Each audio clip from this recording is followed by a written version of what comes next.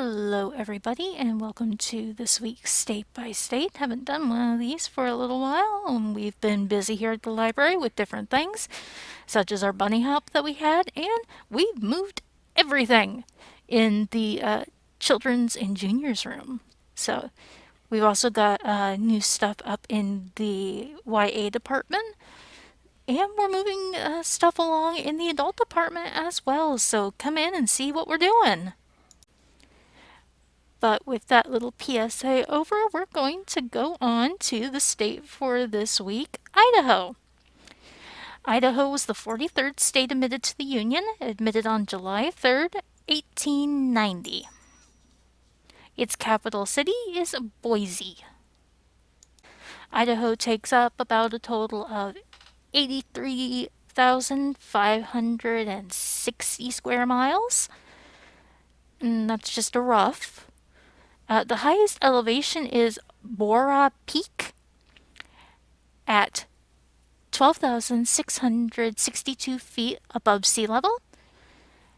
And the lowest elevation is the confluence of the Snake and Clearwater River in Lewiston, which is 713 feet above sea level.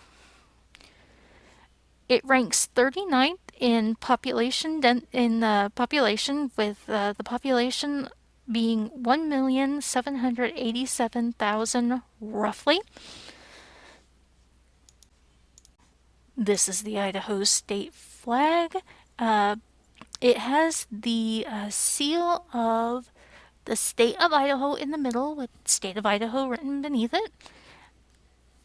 It was adopted in November of 1957. That's the current official one.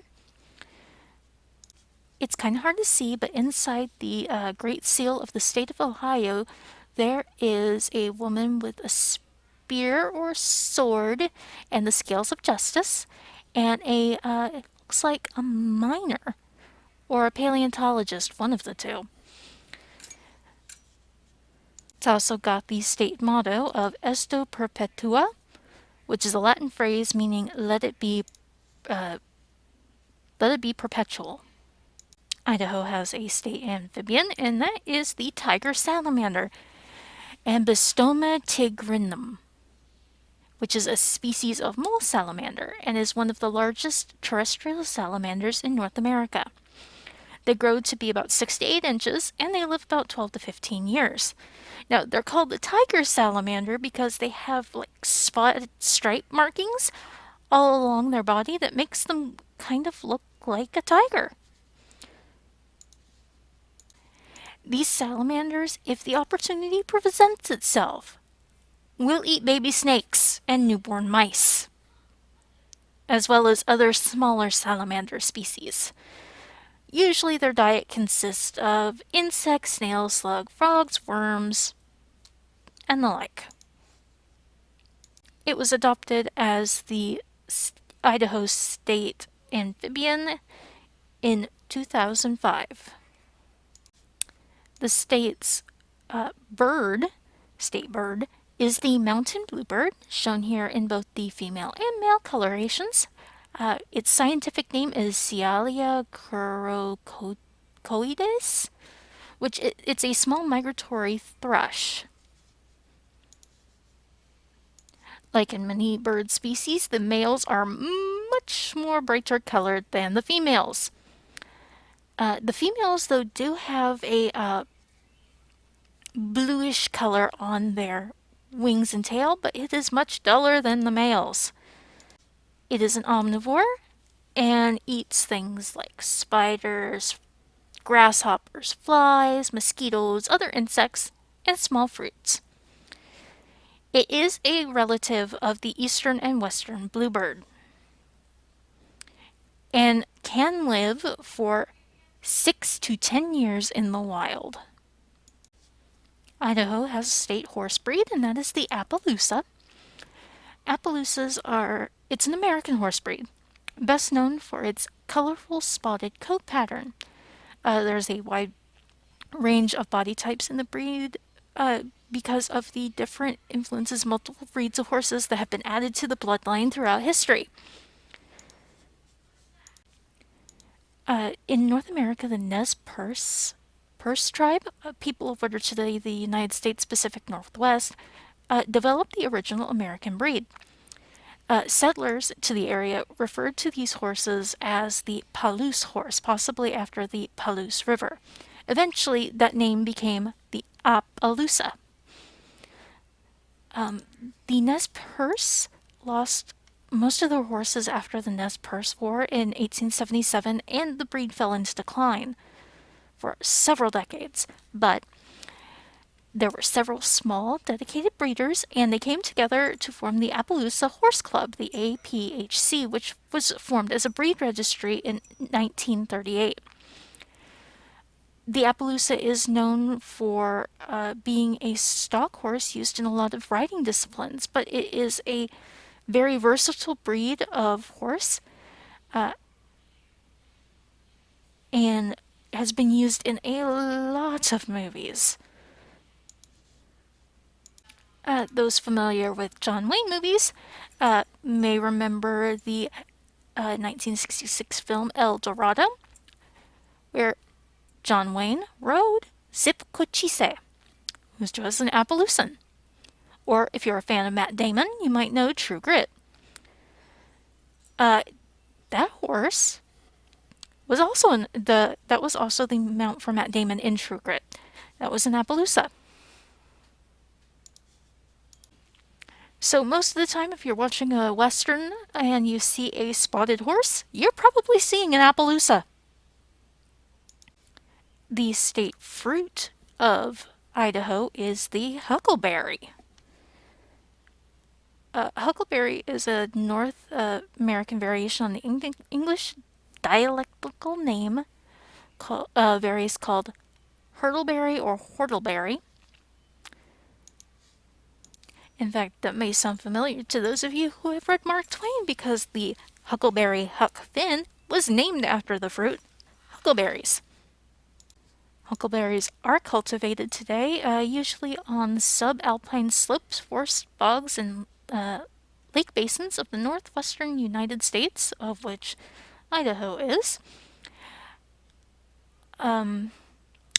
Huckleberries are used in a lot of different foods. In fact, they have been said to be tart with a flavor similar to a blueberry. And some have large, very bitter seeds. And it is used in various foods and beverages, ranging from jam, pudding, candy, pie, ice cream, muffins, pancakes, salad dressing, juice, tea, soups, and syrups. It's also considered by some to be in traditional medical applications to treat pain, heart ailments, and infections. I don't know how well that is, but it is part of what it was used for by the Native American and First Nation groups that lived along the Pacific coast. They used it for. There's some controversy over whether or not it actually works. Yes, Idaho's state vegetable is the potato, but I did not want to take the low-hanging fruit for this video. So no, you're not going to see anything about potatoes. Now for our interesting factoid or place, since I'm only doing one, since Idaho didn't really have much to pick from, but this one was recommended to me by someone who works here, because they visited there. This is Craters of the Moon National Monument and Preserve. This place is 753 acres and was established as a preserve in May of 1924. No, as a monument in May of 1924 and a preserve as August 21st, 2002. This place encompasses 3 major lava fields and about 400 square miles of sagebrush steppe grasslands. All three of the lava fields lie along the Great Rift of Idaho, with some of the best examples of open rift cracks in the world, including the deepest known on Earth at 800 feet. There are excellent examples of almost every variety of basaltic lava, as well as tree molds, which is what happens when there are cavities left behind by lava incinerated trees. There's also lava tubes and a whole bunch of other volcanic features. Fair warning, if you do want to go there though, in summer, the soil temperatures often exceed 150 degrees Fahrenheit, and plant cover covers generally less than 15% of the entire monument. So if you go, make sure to bring your water and shade. Now, there are several trails and places you might want to see in there. There's the North Crater Flow, which crosses the North Crater Lava Flow, which formed about 22,000 years ago, making it one of the youngest lava flows in the park. Monument Preserve.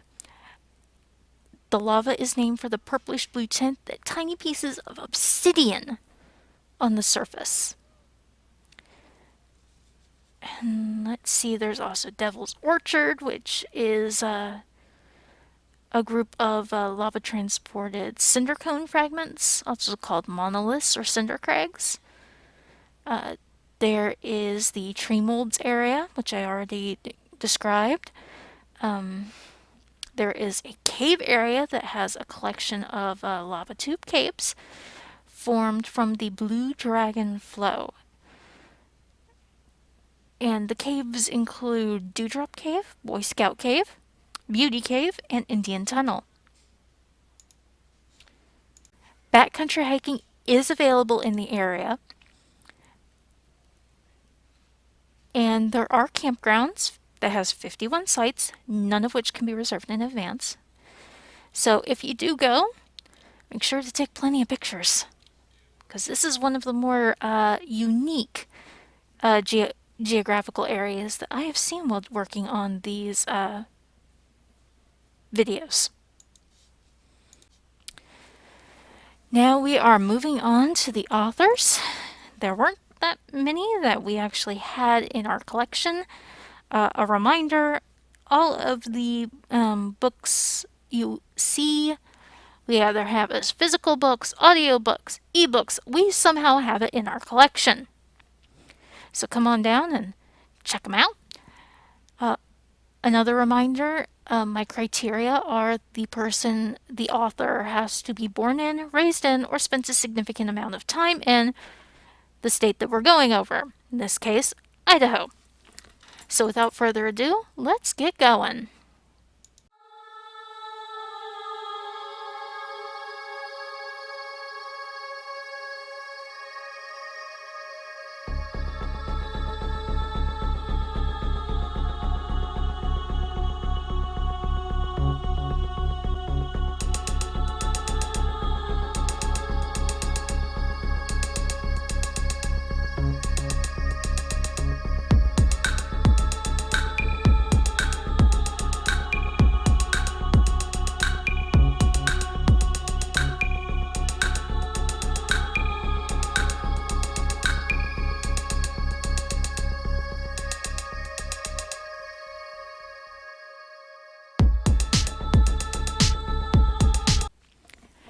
Thanks everyone for watching this episode of State by State. Remember to like, subscribe, hit the bell button down below so that you can get an update whenever we add a new video to our channel.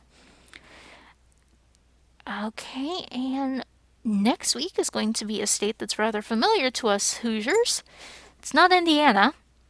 It's our neighbor, Illinois. Well, I hope you guys all have a good week, and we'll see you soon. Bye.